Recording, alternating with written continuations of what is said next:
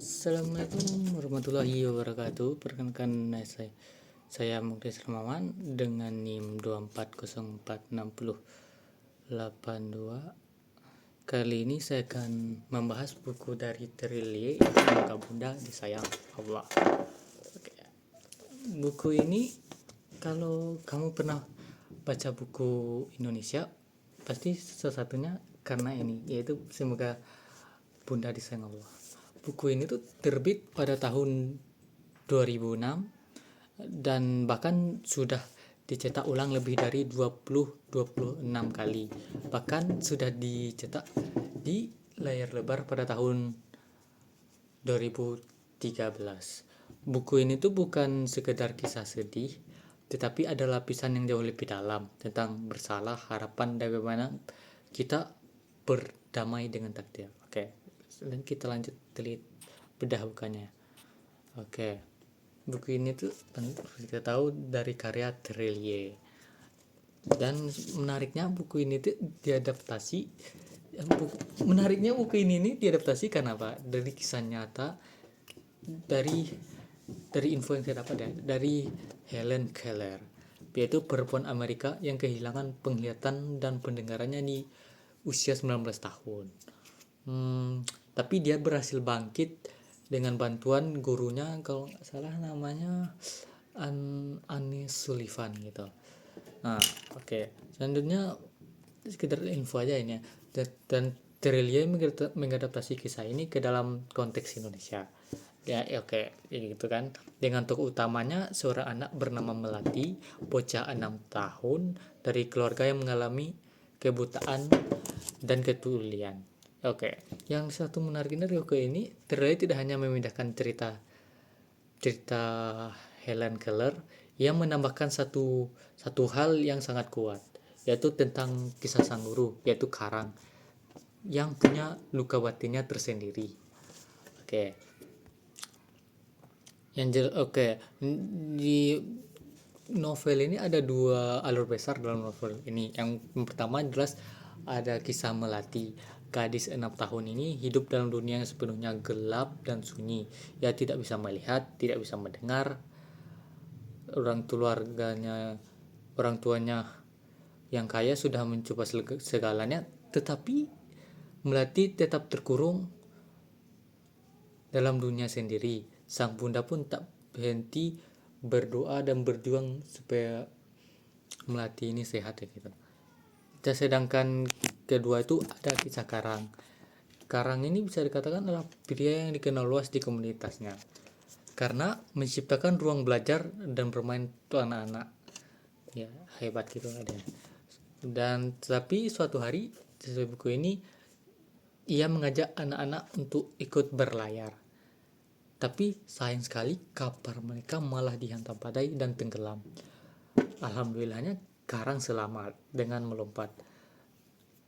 Dan karena kejadian itu tuh cukup membekas dia itu tuh di hati Karang, dia merasa bersalah ya. Hidup dengan rasa bersalah yang menghancurkan dia gitu ya. Dan Karang ini dilukiskan sebagai sosok yang sempurna, terkekang oleh perasaan bersalah, dan dulu dia tuh ceria riang gitu, sekarang dia udah berubah total ya karena ya rasa bersalah, karena buat dia dipikir dia karena dia anak-anak tuh meninggal gitu. Nah, dalam kondisi terburuk itu sekarang itu diminta oleh keluarga Melati untuk menjadi gurunya, dan disinilah dua luka bertemu jadi satu. Luka seorang anak yang tak bisa menyentuh dunia, dan luka seorang dewasa yang takut menyentuh masa lalunya. Oke. Dan di buku ini kita akan menjelaskan proses Karang mengajar Melati bukan hanya tentang komunikasinya, tetapi juga tentang pemulihan diri sendiri karena merasa bersalahnya di masa lalu. Oke. Selanjutnya itu bahas ke dalam karakter itu masing-masing ya. Yang jelas tuh Melati itu bisa karakter Melati itu dia tuh tidak tahu apa itu. Dia nggak tahu apa itu dosa, dendam, atau penyesalan. dunianya tuh murni, karena ya dia ada kekurangan kan, seperti itu tuh setiap progres, tapi setiap progres yang dilaluinya tuh terasa seperti suatu kemenangan besar gitu. Sedangkan karakter Karang ini dia lebih kompleks, ya bukan villain, bukan plot hero yang sempurna, bukan pula hero yang sempurna. Ia manusia yang hancur karena rasa bersalahnya sebelumnya itu, dan dia harus belajar untuk memaafkan diri bahwa memaafkan diri sendiri itu perlu, itu mungkin dan perlu. Sedangkan untuk Ibu Melati itu dia digambarkan sebagai berprestasi, sebagai cinta cinta kasih seorang ibu itulah, dan ia tidak menyerah bahkan ketika semua logika menyuruhnya berhenti berharap. Ya dia tuh ibu penyayang. Dan selanjutnya ada karakter Kinarsih, adalah bisa dikatakan perempuan yang suka Karang gitu. Karang yang harus menyaksikan, ya dia harus melihat seorang yang ya yang disuka itu terluput dalam rasa bersalah gitu.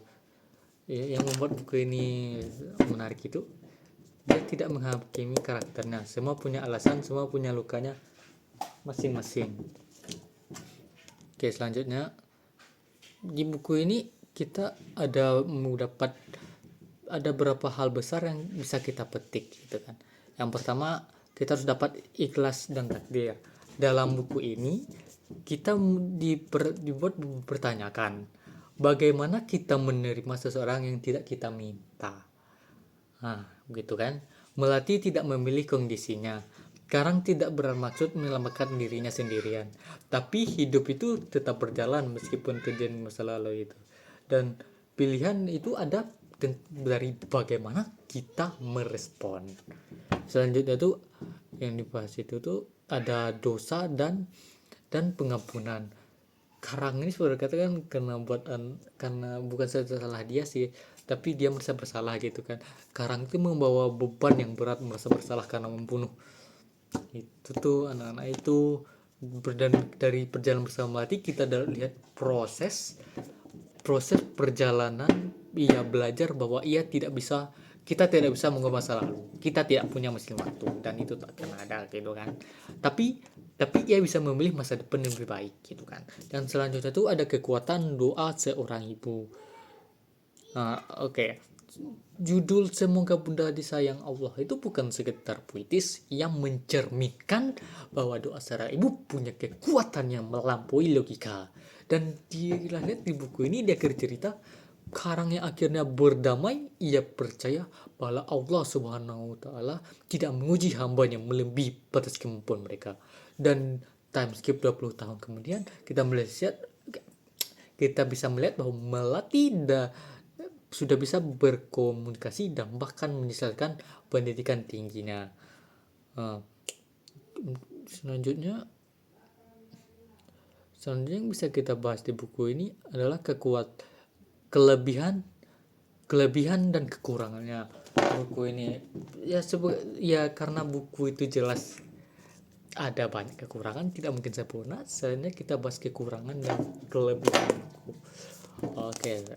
Yang pertama tuh emosi yang dibangun cerita ini sangat bagus sih, tidak dipaksa-paksakan begitu kan. Selanjutnya tuh karakter Karang tuh sangat relate sama kita. Dia selalu memikirkan kesalahan di masa lalu padahal dia bisa move on gitu kan, karena dia tuh sangat manusia dan relatable, kayak juga terrelatable lah. Dan selanjutnya ada dari apa ya, buku ini kan terinspirasi dari kisah nyata, yaitu Helen Keller yang memberikan bobot tambahan bagus cerita ini.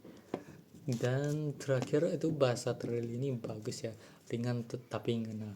Selanjutnya kita akan bahas kekurangannya. Ya sebenarnya ada kelebihan dan kekurangan.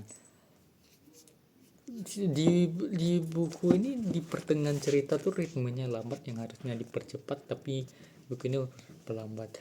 Dan selanjutnya tuh kalau buku ini tuh kurang bagus untuk terbiasa dengan nuansa Islami yang kental, butuh sedikit penyesuaian. Bagi yang non Islam mungkin agak gitu lah. Dan selanjutnya tuh endingnya tuh good ending lah. Ya terlalu kurang baik, tapi kurang, mungkin terasa kurang realistis ya, tapi ini ending good ending, kurang realistis karena ending ini kurang realistis bagi menurut sebagian orang, menurut saya gitu. Tapi ya begitu. Oke, ya begitulah kan. buku buku ini tentang Semoga Bunda Disayang Allah ini bukan sekedar buku tentang kecacatan fisik. Ini adalah buku tentang kecacatan batin dan bagaimana keduanya bisa disembuhkan oleh hal yang sama, yaitu koneksi yang putus dan ilmuwan yang tidak putus. Yang jelas kalau kamu sedang merasa bersalah atas sesuatu atau sedang menemani seorang yang berjuang, buku ini mungkin bisa jadi cermin yang tepat. Rating ini 4,5 gitu kan dari 5. Saya rekomendasi buku ini untuk baca ya. Oke. Assalamualaikum warahmatullahi wabarakatuh.